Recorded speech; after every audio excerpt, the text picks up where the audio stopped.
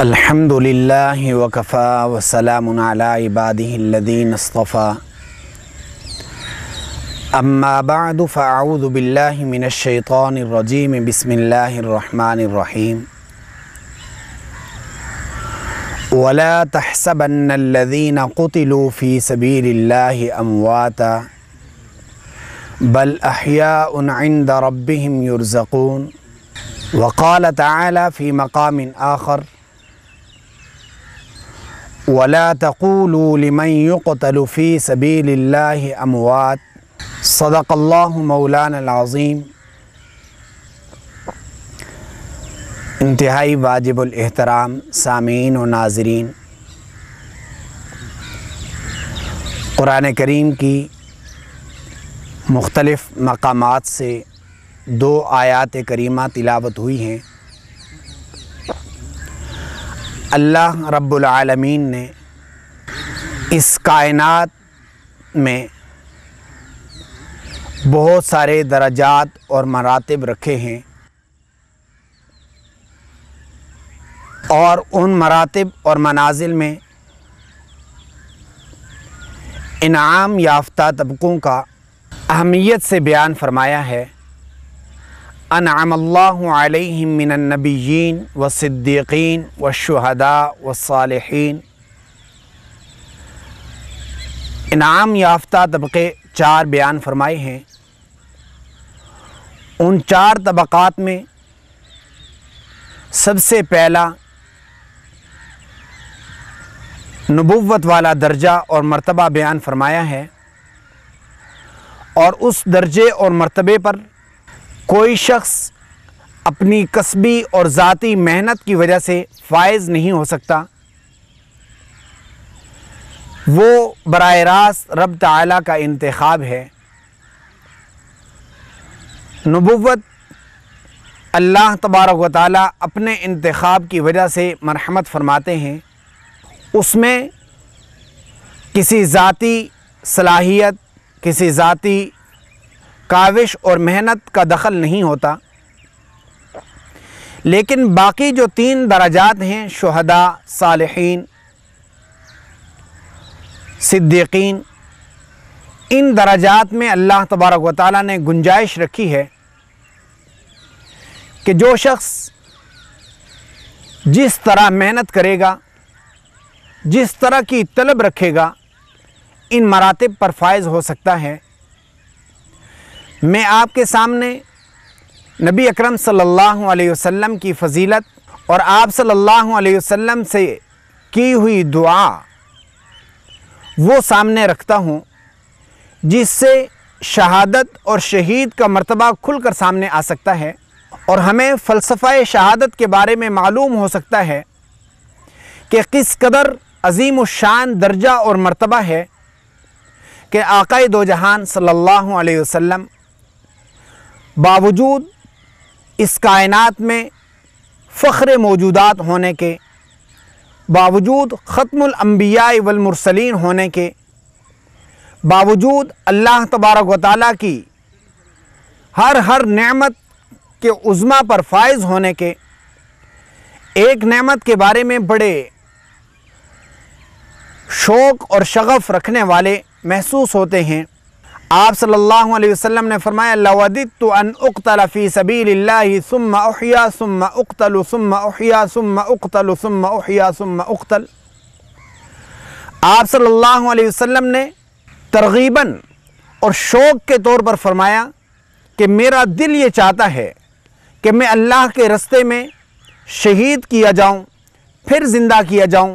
پھر شہید کیا جاؤں، پھر زندہ کیا جاؤں، پھر شہید کیا جاؤں، پھر زندہ کیا جاؤں۔ آپ صلی اللہ علیہ وسلم نے یہ جملہ 3 دفعہ ارشاد فرمایا۔ شہادت نبوت سے نیچے کا درجہ ہے، اور نبوت شہادت سے بالائی درجہ ہے۔ اس بڑے درجے سے چھوٹے درجے کی طرف آنا سمجھ میں نہیں آتا۔ ایک بات سمجھ میں آتی ہے جو محدثین اور مفسرین نے لکھی ہے کہ نبی اکرم صلی اللہ علیہ وسلم نے اپنی شان کے مطابق اللہ تبارک و تعالیٰ سے عرض کیا کہ اے اللہ، نبوت میں کسی ذات کا، کسی کسب اور صلاحیت کا دخل نہیں ہے، وہ تو بے اختیاری اور اضطراری کیفیت ہے وہ آپ نے نصیب فرمائی ہے، لیکن جو اختیاری نعمتیں ہیں، ان اختیاری نعمتوں میں سب سے بڑی نعمت اگر تیرے خزانے میں ہے تو وہ مجھے شہادت لگی ہے۔ اللہ مجھے شہادت دے دے۔ اس شہادت کو اللہ تبارک و تعالیٰ نے نبی اکرم صلی اللہ علیہ وسلم کو بھی نصیب فرمایا، اور آپ صلی اللہ علیہ وسلم اس جہان سے جو رخصت ہوئے اور وہ بھی شہادت کے درجے پر فائز ہوئے کہ آپ صلی اللہ علیہ وسلم نے فرمایا کہ جس شخص کو بھی زہر دیا گیا ہو، زہر کی وجہ سے اس کی موت اور ڈیتھ واقع ہوئی ہو، اس کو بھی شہادت کا درجہ حاصل ہوتا ہے۔ چنانچہ نبی اکرم صلی اللہ علیہ وسلم کو آخری وقت میں جس چیز کی شدت محسوس ہوئی وہ وہی زہر تھا جو خیبر کے موقع پر آپ صلی اللہ علیہ وسلم کو بکری کے گوشت میں ملا کر دیا گیا تھا۔ اندازہ لگائیں کہ آپ صلی اللہ علیہ وسلم نے شہادت مانگی، رب نے دی، لیکن شہادت اخرویہ دی ہے، شہادت دنیاوی نہیں ہے۔ اب یاد رکھیں کہ شہادت اتنا بڑا رتبہ اور اتنا بڑا مرتبہ ہے کہ اس پر تو خوشی ہونی چاہیے۔ اہل ایمان اس پر بڑے خوش ہوتے ہیں کہ جو بھی شہید اپنی شہادت کو پیش کرتا ہے، جام شہادت نوش کرتا ہے، اس پر بڑی خوشی مناتا ہے۔ یہاں تک کہ سیدنا فاروق اعظم رضی اللہ تعالی عنہ جیسا، جس کو نبی اکرم صلی اللہ علیہ وسلم نے اپنی زبان مبارک سے یہ خوشخبری اور بشارت مرحمت فرمائی ہے کہ لو کان بعدی نبی لکان عمر، اگر میرے بعد کوئی نبی ہو سکتا تو وہ عمر اس کی صلاحیت رکھتا تھا کہ وہ نبی ہے، لیکن میں آخری نبی ہوں، میرے بعد کوئی نبی آنے والا نہیں۔ اتنے بڑے درجے پر فائز ہونے کے باوجود اللہ سے دعا کرتے ہیں، ہے اللہ مجھے شہادت دے دے، مجھے شہادت دے دے۔ اس شہادت کی طلب ایسی ہے کہ اللہ تبارک و تعالیٰ نے دعا قبول فرمائی اور مصلی رسول پر ان کو شہادت نصیب فرمائی۔ سیدنا عثمان غنی رضی اللہ تعالیٰ عنہ ہیں، وہ بھی شہادت کے جویا ہیں، شہادت کے طالب ہیں۔ شہادت کو ایسا طلب کیا کہ نبی اکرم صلی اللہ علیہ وسلم خود بشارت دینے کے لیے خواب میں آتے ہیں کہ عثمان آج شام کی افطاری ہمارے پاس ہوگی۔ عثمان غنی نے بھی جام شہادت نوش کیا۔ علی المرتضیٰ رضی اللہ تعالیٰ عنہ ہیں، ان کو بھی مسجد کے دروازے پر شہید کیا جاتا ہے۔ ایسے ہی شہید کربلا سیدنا حسین ابن علی رضی اللہ تعالیٰ عنہما ہیں، ان کو بھی کربلا کے مقام پر شہید کیا جاتا ہے۔ اس کے بعد بیسیوں اور ہزاروں اور لاکھوں کی تعداد میں ایسے لوگ ہیں کہ جنہوں نے جام شہادت نوش کیا۔ یہ جام شہادت ایک فضیلت تھا، ایک مرتبہ تھا، لیکن دنیا کے سامنے یہ میسج شروع کر دیا گیا کہ شہادت کوئی خدا نخواستہ خطرناک چیز ہے جس میں وویلا کیا جائے، جس پر ماتم کیا جائے، جس پر چیخا جائے، چلایا جائے اور لوگوں کو اس شہادت کا چہرہ مسخ کر کے سامنے کیا جائے کہ نعوذ باللہ شہادت کوئی خدا نخواستہ بہت بڑا ظلم ہے، بہت بڑا قہر ہے۔ میرے بھائی، شہادت ایک ایسی چیز ہے کہ جس کے بارے میں ادنا سی ایک مثال آپ کے سامنے رکھتا ہوں کہ لوگ یہ کہتے ہیں کہ شہادت پر خدا نخواستہ اگرچہ وہ جام شہادت نوش کرنے والا اس دنیا سے چلا جاتا ہے، لیکن اس کا جسم پھڑکتا تو ضرور ہے، تڑپتا تو ضرور ہے، اس کا جسم جو ہلتا ہے اس کو ضرور تکلیف پہنچتی ہے۔ میں آپ کے اس تجزیے کو یا انسانوں کے اس تجزیے کو قبول کروں یا نبی اکرم صلی اللہ علیہ وسلم کے فرمان گرامی کو قبول کروں؟ نبی اکرم صلی اللہ علیہ وسلم نے فرمایا کہ جس طرح ایک مچھر اور مکھی کے کاٹنے کی وجہ سے انسان کو تکلیف ہوتی ہے، اس قدر بھی شہادت کے دوران شہید کو تکلیف نہیں ہوتی۔ اور اس شہادت کی تکلیف نہ ہونا ہمیں اس طرح بھی سمجھ میں آ سکتا ہے، اس طرح بھی سمجھ میں آ سکتا ہے۔ قرآن کریم کی آیت اس پر شاہد ہے کہ سیدنا یوسف علیہ السلام کو دیکھنے والی خواتین نے جب اپنی ہاتھوں سے اپنی انگلیاں کاٹ ڈالیں، وَقَطَّعْنَ أَيْدِيَهُنَّ وَقُلْنَ حَاشَ لِلَّهِ مَا هَذَا بَشَرًا، اس آیت سے ہمیں یہ بات سمجھ میں آتی ہے کہ سیدنا یوسف علیہ السلام کا حسن کس قدر زیادہ تھا کہ اس میں ایسی مستغرق ہوئیں کہ اپنے ہاتھ سے چلائی جانے والی چھری کے بارے میں علم نہ ہو سکا، اور بعد میں جب اپنے ہاتھ کو دیکھا تو خون بہتا ہوا نظر آیا۔ پتہ یہ چلا ہے کہ جب انسان کسی چیز میں مستغرق ہو جاتا ہے تو اس کو اس چیز کا احساس ختم ہو جاتا ہے، اس چیز کا درد درد اور اس چیز کا دکھ ختم ہو جاتا ہے۔ یہاں تو حضرت یوسف علیہ السلام کے حسن کی بات ہوئی ہے۔ نبی اکرم صلی اللہ علیہ وسلم نے فرمایا جب کسی شہید کو شہادت کے مرتبے پر فائز کیا جاتا ہے، اس کو 6 انعامات سے نوازا جاتا ہے۔ ان انعامات میں سب سے بڑی نعمت اور جو سب سے بڑا درجہ ہے وہ یہ ہے کہ اس شہید کو اللہ تبارک و تعالیٰ کا براہ راست دیدار کرا دیا جاتا ہے۔ جب انسان کو ایک انسان حضرت یوسف علیہ السلام کو دیکھنے والیاں اس قدر مستغرق ہوئیں کہ انگلیاں کٹوا دیں، لیکن اپنا دکھ اور درد محسوس نہ ہوا، صدمہ محسوس نہ ہوا۔ جو شخص شہادت حاصل کرتا ہے، جام شہادت نوش کرتا ہے، وہ اللہ کی زیارت کرتا ہے۔ کیوں کر جو اللہ کی زیارت کرے اور اس کو یہ اس دنیا کی تکلیف محسوس ہو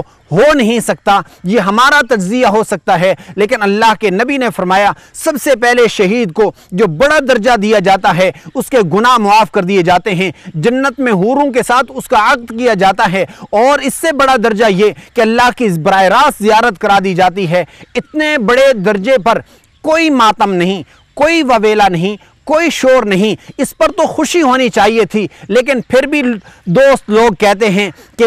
اس میں تکلیف تو ہوئی ہوگی۔ میں عرض ان سے ایک تمثیل اور مثال کے طور پر عرض کرتا ہوں کہ میرے بھائی ابھی حجاج کرام حج سے واپس آ رہے ہیں، آپ حجاج کرام سے ان کی تکلیف کے بارے میں مت محسوس کریں کہ آج اگر کوئی حجاج کرام کے پاس جاتا ہے تو فوراً گلے میں ہاتھ ڈالتے ہیں، ایئرپورٹ سے گھر تک آتے ہوئے ان سے دعاؤں کی درخواست کی جاتی ہے، ان سے پوچھا جاتا ہے کہ آپ نے اتنا سفر کیا، ہمارے لیے دعائیں مغفرت کریں، اور پھر آپ نے اتنے مقامات مقدسہ کی زیارت کی، وہاں سے آپ واپس آئے، آپ ہمارے لیے دعائیں مغفرت کریں، ہمارے گناہوں کی بخشش کی دعا کریں۔ آپ کو اللہ نے مبارک فرمایا، آپ کے مال کو، آپ کی صلاحیت اور آپ کی عمر کو مبارک فرمایا کہ آپ کو اللہ نے حج کی سعادت نصیب فرمائی۔ میرے بھائی اگر اسی دوران کوئی عقل کا کورا، کوئی نادان اس کے دروازے پر چلا جائے اور جا کر یہ کہہ دے کہ میاں مجھے بڑی تکلیف ہوئی ہے، مجھے بڑا صدمہ ہوا ہے، پوچھا بھائی کیوں صدمہ ہوا؟ کہا جی آپ بیوی بچوں کو چھوڑ کے چلے گئے تھے نا جی، آپ کا کاروبار پیچھے ٹھپ ہو گیا تھا اور آپ اپنے گھر بار کو چھوڑ کے گئے اور آپ نے وہاں پر عرفات کی گرمی بھی برداشت کی، آپ نے سفر کا سارا اتنی زیادہ تکلیف اور اتنی زیادہ مشقت برداشت کی ہے، مجھے اس سب کا بڑا صدمہ ہے، مجھے اس سب کا بڑا افسوس ہے۔ اس عقل کے کورے اور نادان سے کہا جائے گا کہ میاں اس نے حج کیا ہے یا نہیں کیا ہے؟ اگر اس نے حج کیا ہے، اس نے بیت اللہ کی زیارت کی ہے، اس نے عرفات کا قیام کیا ہے، اس نے سعی بین الصفا والمروہ کی ہے، تو اس کا حج قبول ہوا۔ جب حج قبول ہوا تو اس پر وویلا نہیں، اس پر خوشی اور مبارکباد دینی چاہیے کہ بہت اچھا عمل کیا ہے۔ اگر آپ گھر میں ہوتے تو آج آپ کو حج کی سعادت حاصل نہ ہو سکتی، آپ گھر میں ہوتے تو آپ کو روزہ رسول پر حاضری کی سعادت حاصل نہ ہو سکتی، آپ گھر میں رہتے، آپ بیوی بچوں کے ساتھ رہتے تو وہاں کی سعادت آپ کو حاصل نہ ہو سکتی۔ جب اس آدمی نے یہاں سے ہجرت کی، یہ ساری تکلیفیں صعوبتیں برداشت کی، وہاں پر گیا، بیت اللہ کی زیارت کی، تو اس کو یہ ساری سعادتیں حاصل ہوئیں۔ میرے بھائی ایسے ہی جو شہید شہادت حاصل کرنے کے لیے جاتا ہے، جو شہید شہادت حاصل کرنے کے لیے جاتا ہے، اس کو اپنا گھر تو چھوڑنا پڑتا ہے، اپنے گھر سے اگر وہ نہ جائے تو شہادت تو نہ ملے گی۔ شہادت کے لیے محاذ پر جانا ضروری ہے۔ جب شہادت کے لیے وہاں پہنچ گئے تو پھر پیچھے کوئی عقل کا اندھا، کوئی نادان یہ واویلا اور یہ ماتم شروع کر دے کہ ان کو تکلیف ہوئی ہوگی۔ نبی کے فرمان کو سامنے رکھیں، تکلیف نہیں ہے۔ اگر ان کی